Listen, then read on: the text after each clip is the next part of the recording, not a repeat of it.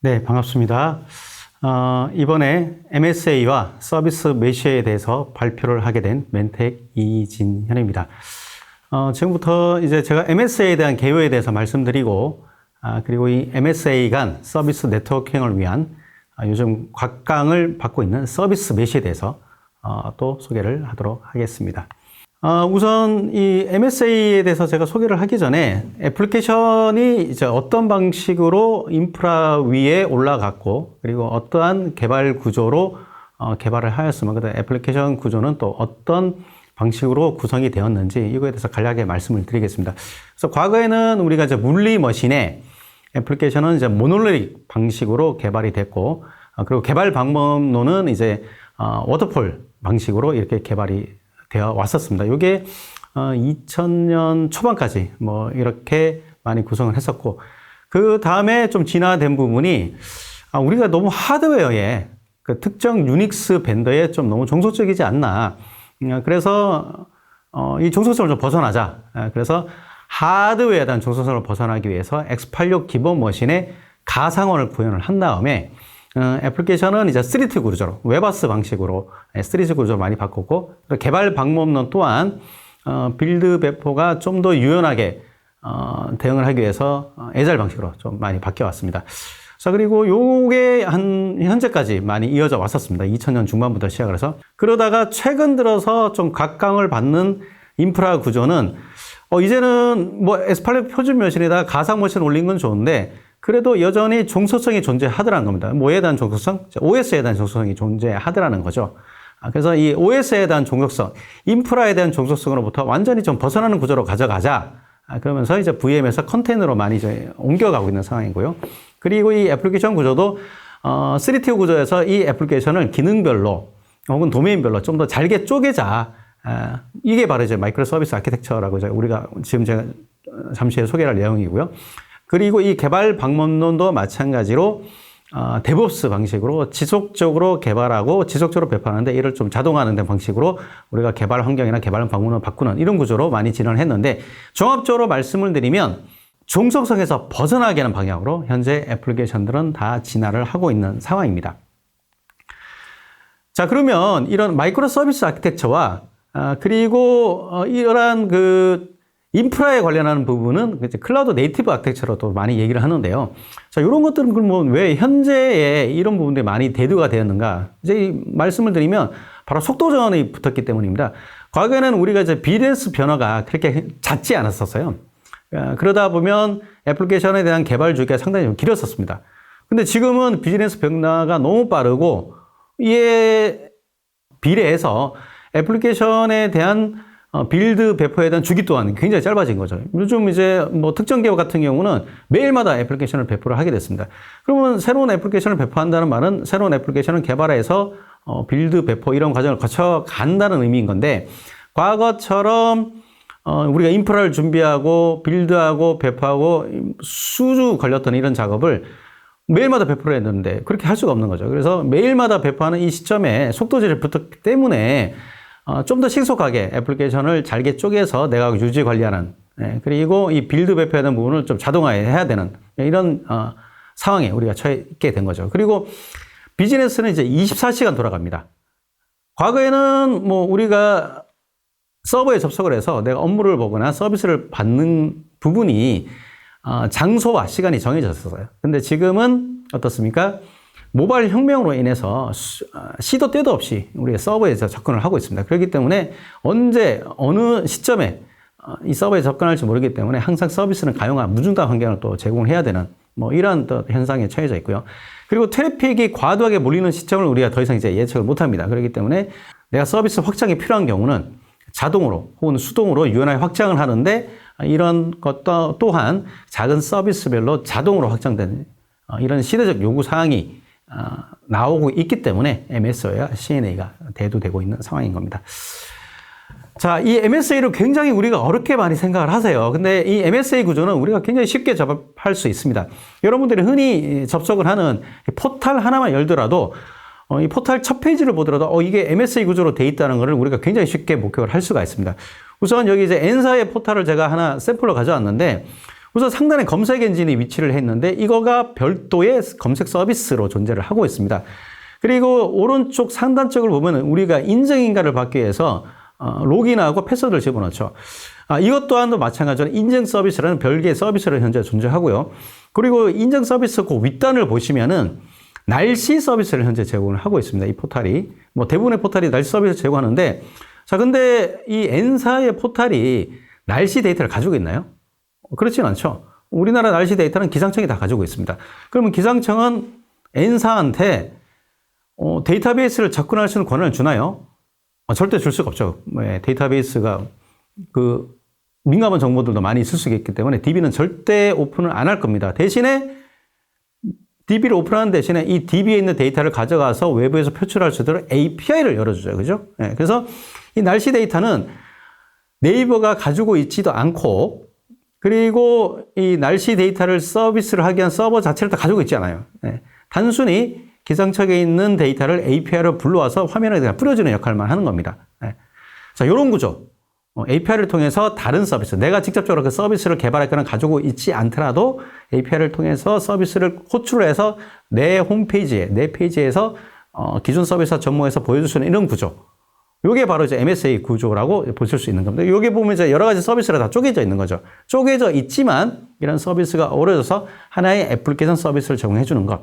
이런 구조가 바로 MSA 구조라고 여러분들 생각하시면 되겠습니다. 제가 이제 말씀드린 거, 이거 도표, 그 그림으로 이렇게 나타낸 겁니다. 그래서 과거에는 서비스가 하나 있는데, 여기 샘플로 보이시는 것처럼 서비스가 A, B, C로, 기능별로 이렇게 단위 서비스로 작게 나누고, 그리고 이 서비스들끼리의 어떤 호출 관계는 바로, 다른 서비스의 어떤 데이터베이스가 필요하다 그러면 API를 통해서 다른 서비스를 호출하는 구조를 가져가는 것. 이게 바로 이제 마이크로 서비스 아키텍처라고 보실 수 있는 겁니다. 자, 그러면은 이제 MSA로 전환을 해야 되잖아요. 지금 현재만 만약에 이렇게 신규 프로젝트면 상관없는데 기존 모노리틱 구조로 돼 있는 애플리케이션을 MSA로 전환을 해야 될 과제를 여러분들 많이 요새 안고 계시는데 언제 그럼 전환을 해야 되느냐? 요게 두 가지 팩터가 있습니다. 하나는 생산성이고요. 하나는 복잡도입니다. 복잡도로 따지면 모노리틱이 가장 심플합니다. 앱 하나 혹은 두 개 이 정도로 이제 구성이 되어 있고 앱 하나에 여러 가지 기능을 집어넣은 거기 때문에 그렇게 복잡하지 않습니다. 근데 이제 비즈니스의 어떤 기능적인 요건들이나 요구사항들이 늘어나면 늘어날수록 애플리케이션은 점점 복잡해져요. 그죠? 그래서 계속 이제 기능을 추가하게 됩니다. 기존 애플리케이션에 대해서. 자, 이렇게 되게 되면 관리 문제가 발생할 수 있고 성능 문제가 발생할 수 있고 애플리케이션에 대한 생산성이 굉장히 극도하게 떨어집니다. 왜냐면은 여러 가지 기능을 집어넣는데 이게 하나의 앱으로 존재한단 말이에요. 근데 하나의 기능만 내가 업데이트를 할 필요가 있을 때 그 기능 하나 업데이트 때문에 전체 애플리케이션에 대한 수정이 가해지는 어떤 결과를 초래하고 메인터넌스 자체가 이제 굉장히 어려워질 수가 있다는 거죠.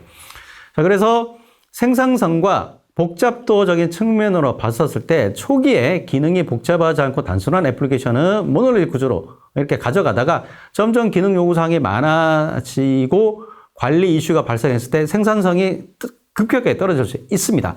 자, 요럴 때 생산성 지표와 복잡도 지표가 이렇게 크로스하는 지점이 발생할 수가 있어요. 요럴 때가 바로 MSA로 전환을 검토하는 시점이다. 이렇게 여러분들 생각하시면 되겠습니다. MSA의 특징은 그러면 과연 무엇이 있을까요? 하나의 앱이었는데 이게 이제 여러 개로 잘게 쪼개지는데 이게 서로의 종속된 관계가 있으면 안 되겠죠. 그래서 하나의 앱이 여러 기능으로 존재할 때는 이 기능은 단일 서비스로는 현재 운영이 안 됩니다. 그래서 단일 서비스는 아무 의미가 없기 때문에 서로 타이틀리 커플된 구조로 가져가는데 MSA는 각각의 서비스가 독립된 구조로 가져갈 수가 있고 각각의 서비스는 다른 프로젝트에도 재활용될 수가 있는 구조입니다. 그렇기 때문에 이 애플리케이션들 간은 느슨한 결합 구조를 가져갑니다. 그리고 다른 서비스의 호출이 필요할 때는 서로 API를 통한 호출 관계가 좀 필요하게 되고요. 그리고 데이터는 각각 독립된 데이터베이스 구조를 가져가는 것. 이게 바로 MSA의 특징입니다. 그래서 각각의 데이터베이스를 가져가다 보니까 기존의 모노로그로 되어 있는 애플리케이션을 MSA 구조로 쪼개게 될 때 데이터 중복이 발생할 수도 있습니다. 그렇기 때문에 MSA로 갈 때는 데이터에 대한 무결성, 일치성이 반드시 보장이 돼야 되는 이런 데이터베이스들 있죠. 예를 들면 계정계 데이터들, 돈과 관련된 데이터들, 이런 것들은 MSA 구조로 가지 않는 것을 적극 추천을 드립니다. 장점과 단점을 나눠봤습니다. 자, 서비스가 쪼개짐으로써 어떤 장점을 가져갈까요? 각각 개개별의 서비스별로 내가 원하는 언어를 적용할 수가 있고요. 독립적으로 개선을 하고 독립적으로 메인테넌스하고 독립적으로 필요한 경우는 서비스 확장을 할 수 있다는 이런 장점을 가져갑니다. 그리고 단 하나의 서비스가 전체 애플리케이션에 대한 장애를 유발시키지 않습니다. 그에 반면에 단점이 존재합니다. 과거에는 하나였는데 이게 여러 개 쪼개짐으로써 서로 호출을 해야 되는 이런 관계를 가져가야 됩니다. 그렇기 때문에 MSA가 네트워크 구조가 좀 더 복잡을 해지고요. 그리고 서로 서비스 간 호출로 인해서 더 많은 트래픽이 발생을 하고 성능이 떨어질 수가 있습니다. 여러분 단순히 한번 생각해 보죠. 우리가 한 가족이 한 집에서 살고 있었어요. 근데 그 자녀들이 나중에 성장을 해서 각각의 개개별의 어떤 가정을 꾸려서 독립해서 나갔다. 그래도 한 가족이잖아요. 그죠? 독립해서 나갔지만 한 가족이라고 관점을 본다면 서로 간에 집을 왕래할 때 트래픽이 더 많이 늘어나겠죠. 그죠? 그리고 옛날에 한 집이었을 때는 문 하나 따고 들어오면 됐는데 이제 집이 여러 개로 이제 자녀들이 독립해서 나가서 집이 여러 개가 되면 그 해당하는 자녀 집에 또 비밀번호를 내가 또 누르고 들어가야 되는 이런 이제 또 불편함이 존재를 합니다. 그죠?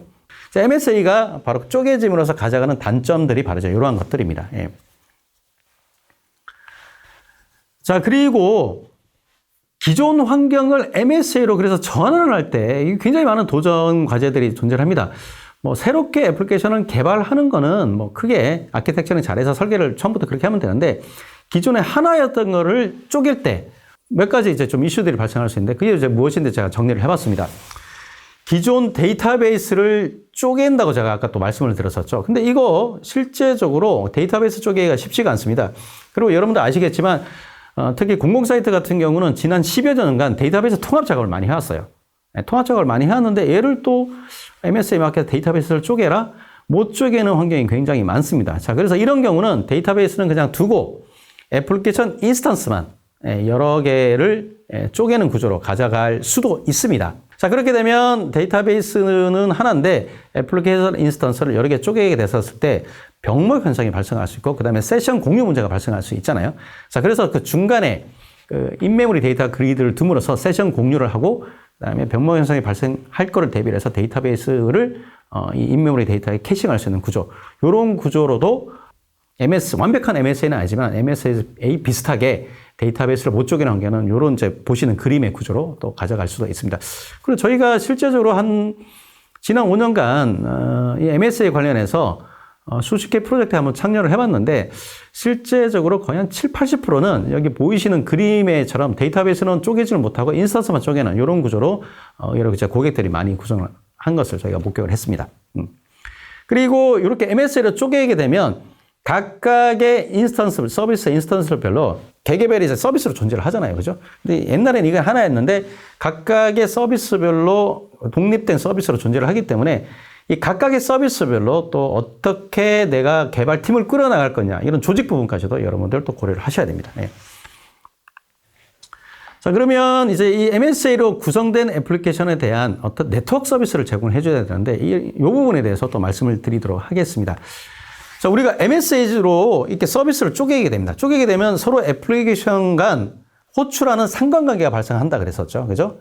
자, 그리고 옛날에는 이게 하나였는데 여러 개를 쪼개게 되게 되면 서로가 서로에 대해서 서로 인증 인가를 해줘야 되는 부분이 존재를 합니다. 그래서 A가 B를 호출할 때 인증 인가를 받고 B가 C를 호출할 때 인증 인가를 받고 또 A가 C를 호출할 때 인증 인가에 대한 부분을 허용을 해줘야지만 서로 상대방의 호출이 가능합니다. 그래서 상대방 애플리케이션 호출할 때마다 뭐 패스워드, 아이디 뭐냐 이렇게 물을 수는 없잖아요. 그죠? 자, 그러면은 이게 프로그래밍 상에서 그걸 다 넣어줘야 되는데 그러면 일일이 개발자들이 내가 개발할 때마다 누가 누구를 호출한 관계를 다 알고 로직을 짜고 개발하기가 상당히 어려워지죠. 그리고 서비스가 언제 또 확장되고 마이크로 서비스가 또 언제 또 더 많이 생길지를 모르는데 그럴 때마다 허구한 날 애플리케이션을 서로 인증기가 때문에 수정을 해야 되는 거 이게 굉장히 곤욕입니다.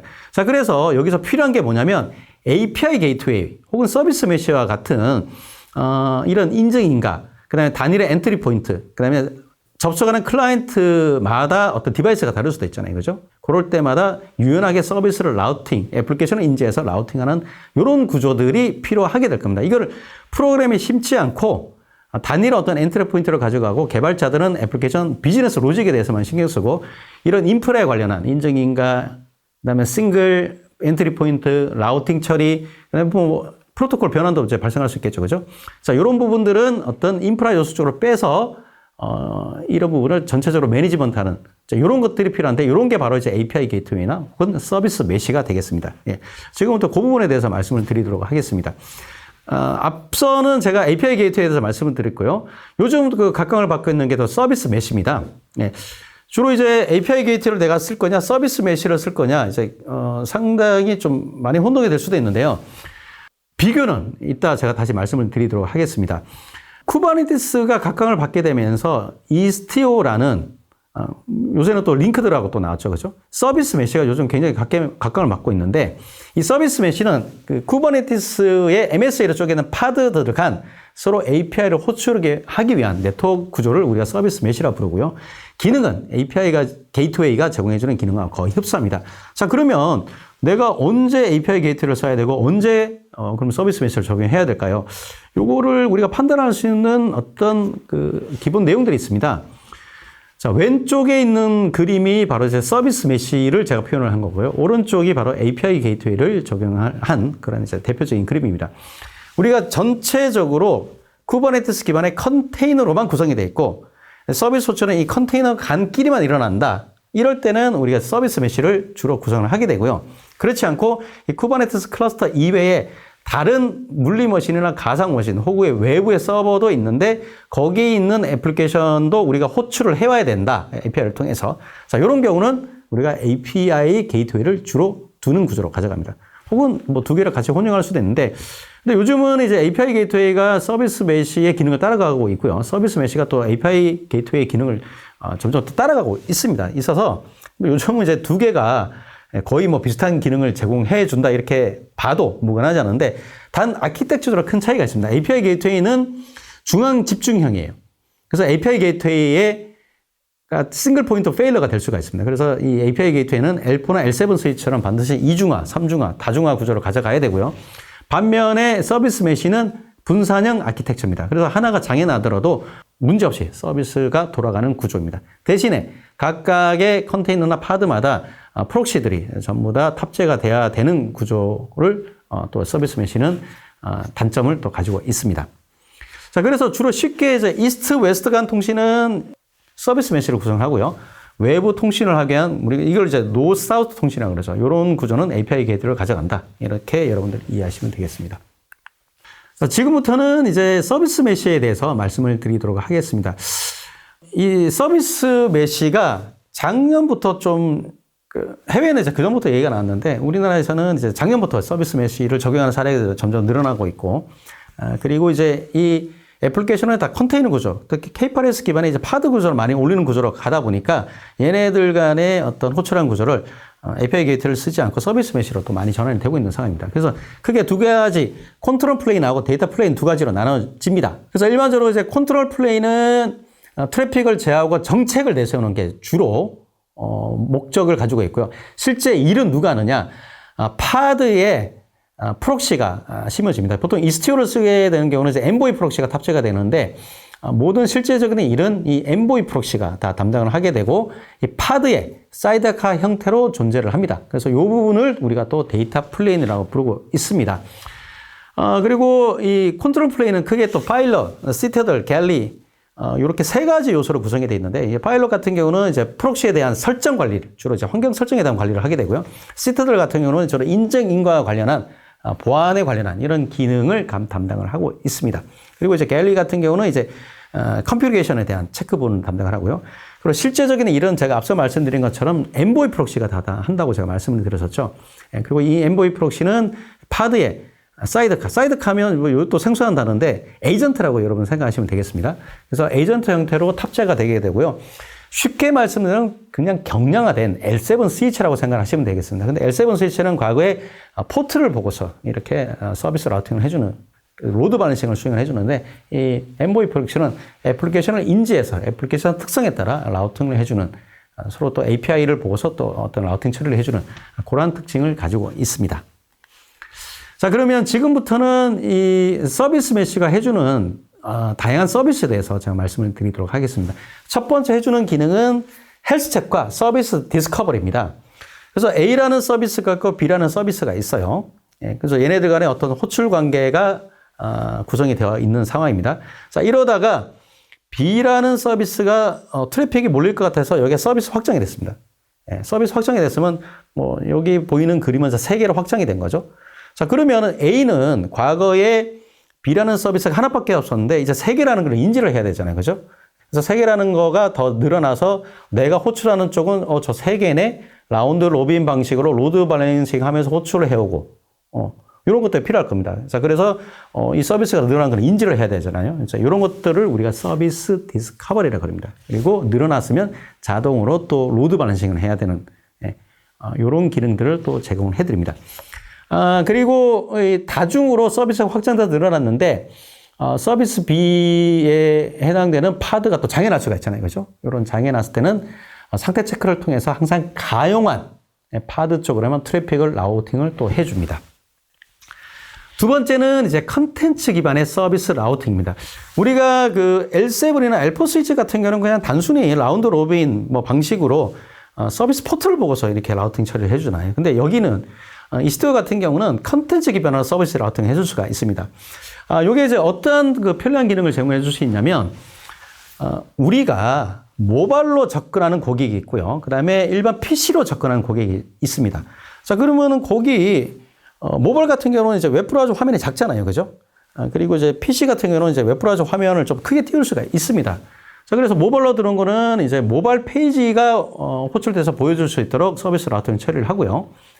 뭐 HTTP 헤더 같은 경우 분석을 해서, 그리고 이제 PC로 접근한 고객은 이제 PC에서 볼 수 있는 큰 컨텐츠를 볼 수 있는 풀 홈페이지를 볼 수 있게끔 이렇게 다양한 디바이스에 따라서 서비스 라우팅을 컨텐츠 기반으로 해줄 수가 있습니다. 그리고 트래픽 분할 기능을 또 제공을 해줍니다. 이 트래픽 분할은 뭐냐면 우리가 버전 1을 만들어서 서비스를 제공하고 있었어요. 그러다가 버전 1.1을 신규 패치를 해가지고 서비스를 제공해 주는데, 자, 이거를 반응을 보고 싶은 거죠. 고객의 반응을. 버전 1을 버전 2로 곧바로 이렇게 바꾸는 게 아니고, 롤링 업데이트 방식으로 바꾸는 게 아니고, 자, 요럴 때 이제 버전 1은 한 80%, 뭐 90%의 트래픽을 보내고 신규 서비스는 10%의 트래픽을 보내는 거예요. 보내서 나중에 고객의 어떤 피드백을 봐서 다시 1.0으로 돌아갈지 아니면 1.1로 업데이트를 할지 뭐 이렇게 우리가 선택할 수 있잖아요. 그죠? 자, 이럴 때 트래픽을 비율에 맞게 배분해주는 이런 역할을 또 제공해 줄 수가 있습니다. 다음으로 또 편리한 기능 중에 하나가 또 트래픽 미러링입니다. 이 트래픽 미러링은 뭐냐면 1.0 서비스가 진행되고 있는데 1.1 서비스를 오픈하기 전에 우리가 테스트를 해야 되잖아요. 그죠? 테스트를 하는데 가장 좋은 서비스의 테스트는 실제 사용자가 붙어서 서비스를 해주는 게 가장 좋은 테스트예요. 근데 문제는 굉장히 허접하게 만들었을 때 1.1로 업그레이드 된 거가 또 문제가 있을지도 모르는 건데, 이거를 괜히 실사용자 보고 들어오라 그래서 테스트를 하겠다 하게 되면 실사용자가 수긍을 안 할 경우가 굉장히 많습니다. 자, 그래서 그러면 어떻게 하느냐? 실사용자들은 1.0 서비스를 밖에 놔둡니다. 놔두고 1.1 서비스를 띄워요. 띄우는데 외부다 노출을 안 합니다. 노출하지 않고 1.1 사용자의 트래픽을 그대로 1.1 쪽으로 미러링해서 실제적으로 접속한 것처럼 테스트할 수 있는 구조를 가져가는 게 바로 트래픽 미러링입니다. 대신에 접속에서 어떠한 현상이 발생하는지, 트래픽을 이겨낼 수 있는지 없는지 이런 것도 다 볼 수가 있는데, 대신 실제 클라이언트 쪽에다가 리턴은 하지 않습니다. 그래서 실사용자가 접속하는 어떤 라이브 테스트를 할 수 있는 기능을 제공해 주는 거, 이게 바로 이제 트래픽 미러링입니다. 그리고 또 타임아웃에 대한 부분을 또 제공해 줍니다. 자, A가 B를 호출하고 B가 C를 호출하고 뭐 이런 구조로 관계를 가져갔을 때 C가 만약에 응답이 없어요. C가 응답이 없으면은 허구한 날 무한정 그 C의 응답이 올 때까지 기다릴 수가 없습니다. 그러면 전체적인 서비스 장애를 유발하기 때문에 C라는 서비스를 포기해야 될 때가 있어요. 자, 이럴 때 우리가 타임아웃을 설정해서 C라는 서비스를 포기를 시킬 수가 있는데, 자, 이러려면 A, B, C 서비스마다 각각의 타임아웃을 다 설정을 해야 되는데 불편하지 않습니까? 그러면, 그죠? 그래서 요거를 글로벌하게 타임아웃을 이 서비스 메시에다가 설정을 할 수가 있습니다. 이스트에다 설정을 통해서 글로벌리 3초 내에 응답이 없는 서비스는 포기하고 응답이 오는 서비스만 우리가 서비스를 표현해 주자. 이런 식으로 또 설정을 할 수가 있습니다. 요게 각각의 서비스마다 설정도 가능하고요. 그리고 글로벌리하게 이스티오 상에서도 이 타임아웃 설정이 가능한데, 그러면 두 개가 설정되어 있으면 누구를 따르나요? 타임아웃 시간이 가장 짧은 쪽을 우선순위로 가져갑니다. 예. 그리고 또 서킷 브레이크를 설정할 수가 있습니다. 이 서킷 브레이크는 뭐냐면 이제 특정 서비스로 과도하게 트래픽이 몰리게 되게 되면 나중에 이제 전체적인 성능이 떨어진다고 제가 말씀드렸었죠. 그래서 임계치를 정하는 겁니다. 트래픽이 몰리는 임계치를 설정해서 그 이상의 요청이 오게 되면 거부하는 겁니다. 예, 그럼으로써 서비스 장애를 사전에 방지하는. 예. 자, 그러면 요청 거부가 되게 되면 그 컨텐츠를 못 보는 경우는 어떻게 할 거냐?